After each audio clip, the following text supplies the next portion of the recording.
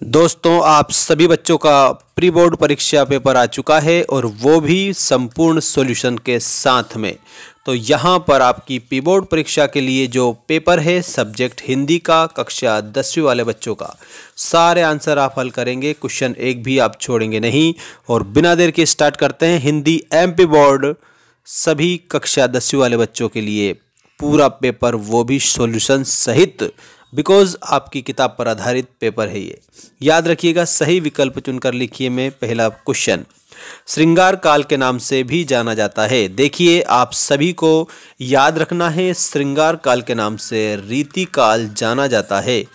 रीति काल को एक और काल नाम दिया है, याद रखना, जिसको अभी हमसे पूछ लिया। श्रृंगार काल, इसमें आपको याद रखना है श्रृंगार रस के दोनों भेद का वर्णन देखने को मिलता है, संयोग का भी देखने को मिलता है और वियोग का भी देखने को मिलता है।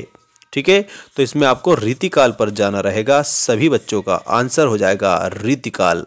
श्रृंगार रस के कवि के रूप में आपको मैं बता देता हूँ, याद रखना आप सभी।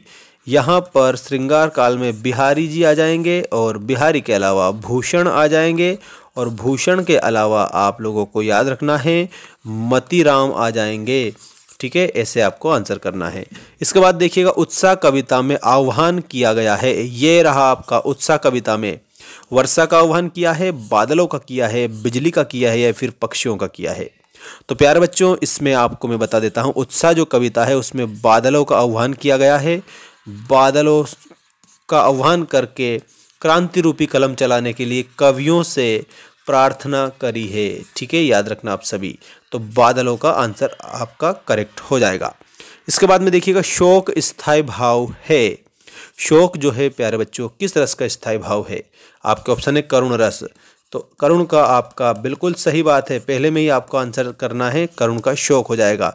शांत रस का स्थायी भाव दोस्तों आपको निर्वेद लिखना रहेगा।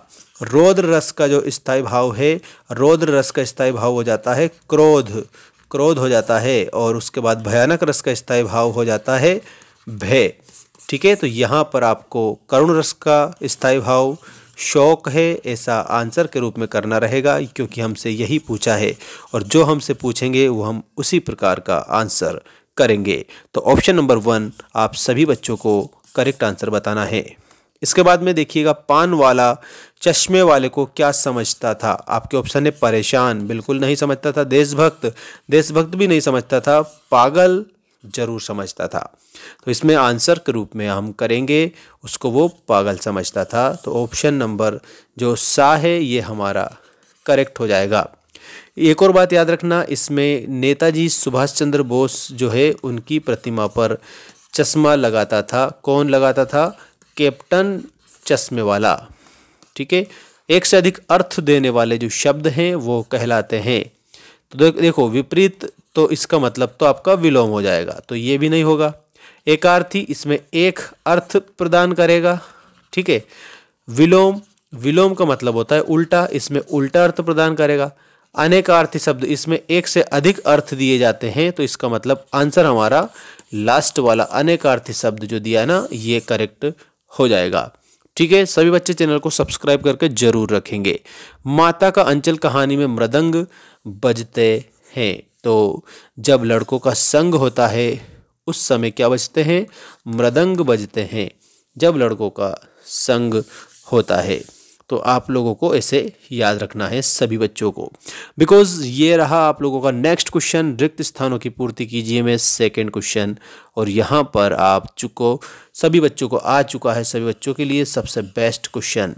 गोपियाँ श्री कृष्ण से अपना वापस मांग रही है, तो मन वापस मांग रही है, क्योंकि जिसको कौन ले गए हैं? भगवान श्री कृष्ण लेकर गए हैं उनका मन।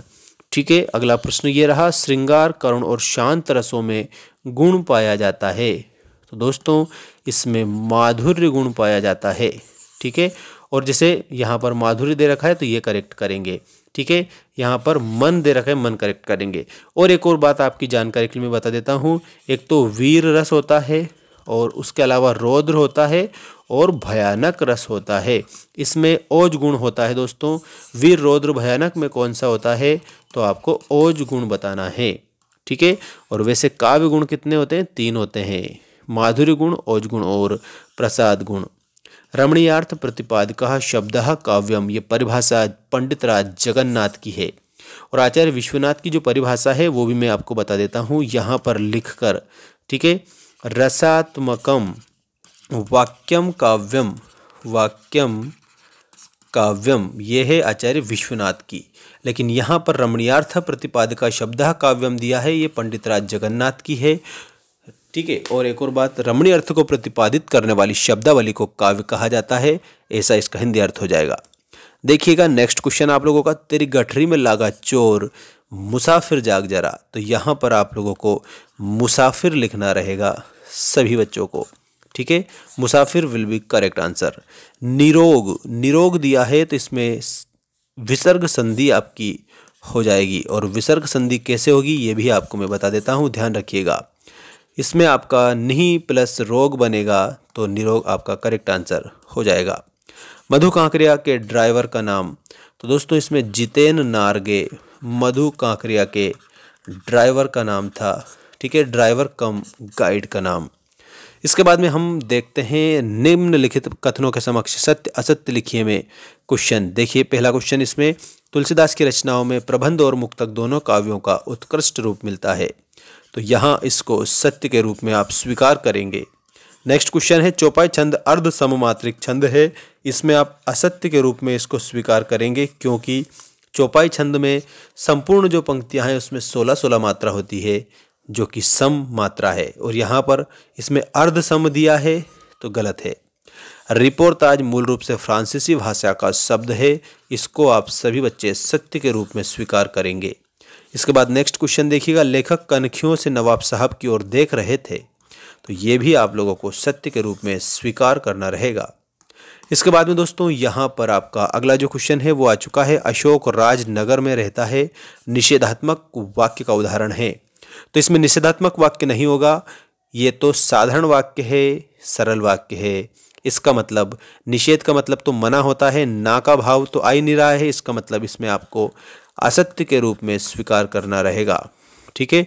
अगला क्वेश्चन ये रहा, देखिए, अज्ञेय ने हिरोशिमा कविता जापान में लिखी थी, नहीं, ये भारत में ही लिखी थी उन्होंने, ठीक है। इसका मतलब ये आप लोगों का असत्य हो जाएगा, ठीक है, असत्य आप बताएंगे इसमें सभी बच्चे।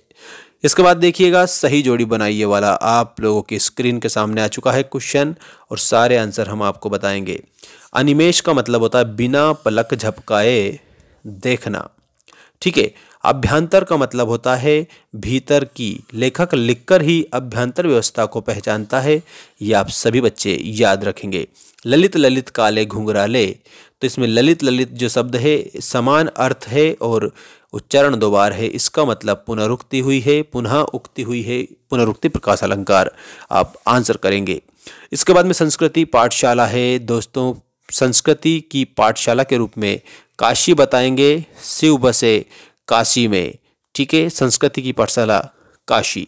शब्द शक्ति के भेद अभिधा लक्षणा और व्यंजना, 3 भेद होते हैं शब्द शक्ति के, तो यहाँ पर आपको 3 भेद शब्द शक्ति को बताने हैं।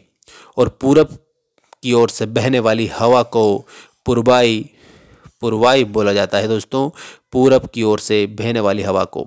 अब सभी इसका स्क्रीनशॉट लेंगे और आप सभी को चैनल को सब्सक्राइब करके घंटी की बटन को ऑल पर रखना है, बिकॉज जो हम आपको बताते हैं इसमें से 101% आपकी परीक्षा में क्वेश्चन आते हैं, क्योंकि आपकी किताब पर आधारित क्वेश्चन IMP क्वेश्चन हम बताते हैं।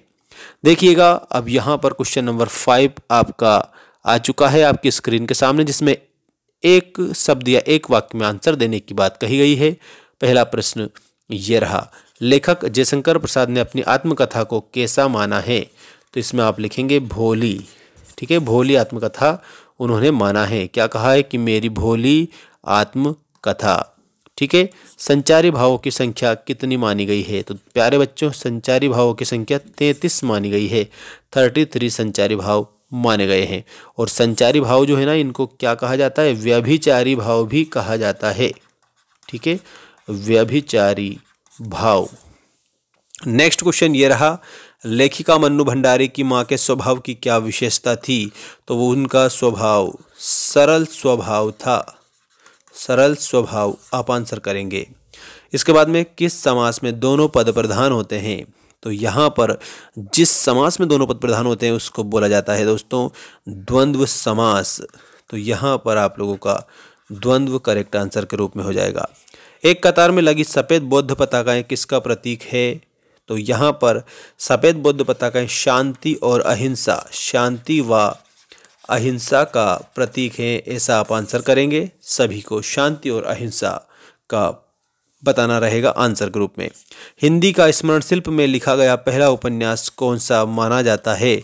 ठीक है, तो यहाँ पर आप लोगों को कंप्लीट करेक्ट आंसर कमेंट करके बताना है सभी बच्चों को। बाकी नेक्स्ट वीडियो में और भी क्वेश्चन आपको देखने को जरूर मिलेंगे। धन्यवाद। जय हिंद, वंदे मातरम।